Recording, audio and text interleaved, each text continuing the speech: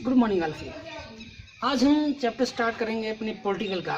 वैसे तो सर ने नोट्स भी भेज रखे हैं इसके, लेकिन मैं समझाने की कोशिश करूँगा। पॉलिटिकल साइंस का अपना 10वीं क्लास का पहला चैप्टर है सत्ता की साझेदारी। किसी भी लोकतांत्रिक देश में सत्ता की साझेदारी बहुत जरूरी होती है। लोकतंत्र होता क्या है? लोगों के लिए लोगों के द्वारा जो शासन होता है वो लोकतंत्र कहलाता है। किसी भी लोकतांत्रिक देश में सत्ता कौन शासन करेगा सत्ता पर, इसका चुनाव कौन करता है? जनता करता है, जनता करती है। यानी कि शासक के चुनाव में जनता की अहम भूमिका होती है। लोकतंत्र में सत्ता की साझेदारी क्या है? चैप्टर का नाम भी है सत्ता की साझेदारी।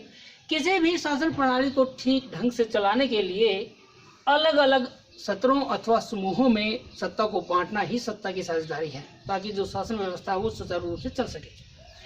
भारत सरकार में के 3 अंगों विधायिका, कार्यपालिका और न्यायपालिका, इसमें भी सत्ता का बंटवारा भारत सरकार में किया गया है। सत्ता के बंटवारे के सिद्धांत पर यह बंटवारा किया गया है। एक प्रश्न आता है बड़ा ही इंपॉर्टेंट कि देश में सत्ता की साझेदारी की आवश्यकता क्या है? लोकतांत्रिक देशों में सत्ता की साझेदारी की क्या आवश्यकता है, या सत्ता की साझेदारी के लाभ लिखिए। 5 नंबर में प्रश्न आता है।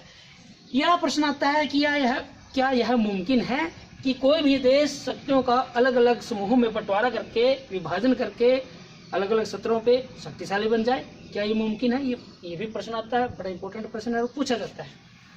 किसी भी देश में जहाँ पर बहुत से जातीय, धार्मिक और भाषाई समूहों के लोग रहते हों, वहाँ पर सत्ता का जो बंटवारा है या साझेदारी है वो बहुत आवश्यक बन जाती है।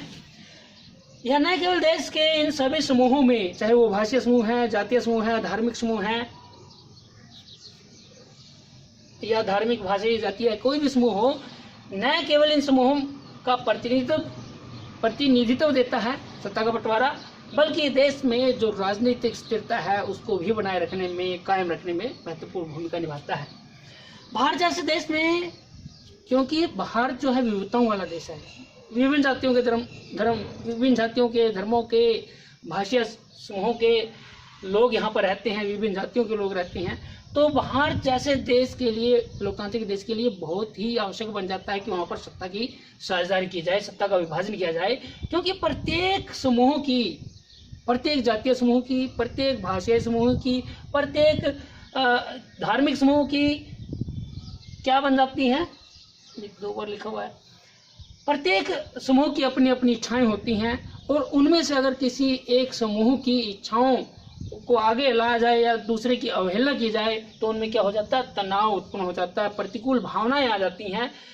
जैसे नक्सलवाद, जम्मू कश्मीर में आतंकवाद, ये क्या है? अपने देश में नक्सलवाद या जम्मू कश्मीर में आतंकवाद किसके उदाहरण है? ये इसी के प्रतिकूल भावनाओं के ही उदाहरण है। बंटवारा होगा सत्ता का तो ये प्रतिकूल भावनाएं लोगों में नहीं आएंगी, और वे जो समूह हैं वो देश की प्रगति में अपना पूर्ण योगदान दे सकेंगे। इससे अलग अलग सत्ता की साझेदारी से अलग अलग समूहों में तनाव कम होगा और देश की जो राजनीतिक व्यवस्था है वो सुचारू रूप से चल सकेगी। प्रश्न में लाभ अलग से अगर पूछ लिया जाए तो इसमें से भी आप निकाल सकते हो, बात एक ही है, पॉइंटों में भी लिख सकते हो। जैसे लाभ क्या है? सत्ता की साझेदारी से देश में राजनीतिक स्थिरता कायम रहती है। दूसरा लाभ क्या है? सत्ता की साझेदारी करने से विभिन्न समूहों के बीच टकराव का अंदेशा कम हो जाता है। तीसरा लाभ क्या है? सत्ता की साझेदारी से विभिन्न समूहों में प्रतिकूल भावनाएं नहीं आएंगी, उनमें टकराव नहीं होगा और वो देश की प्रगति में अपना पूर्ण योगदान दे सकेंगे। चौथा, देश में हिंसा नहीं होगी और अलगाववाद पर विराम लगेगा, क्योंकि सभी को समान महत्व दिया जाएगा, बराबर का दर्जा दिया जाएगा, तो अपनेपन की भावना का विकास होगा। ये भी है एक पॉइंट इसमें। इससे लोगों में विश्वास होगा, विश्वास की भावना उत्पन्न होगी और अपनेपन की भावना का भी विकास होगा। ये प्रश्न पूछा जाता है।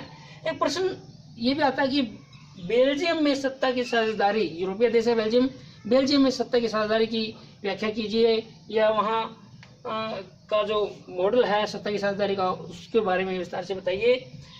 बेल्जियम में 4 स्तरों पर साझेदारी जो है वो सत्ता के बंटवारा का जो सिद्धांत है उसके आधार पर की गई है। पहला, केंद्रीय सरकार में डच और फ्रेंच भाषा के जो मंत्री हैं उनकी संख्या बराबर होगी।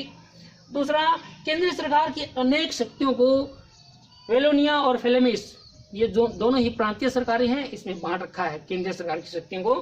तीसरा, राजधानी बेल्जियम की ब्रुसेल्स है।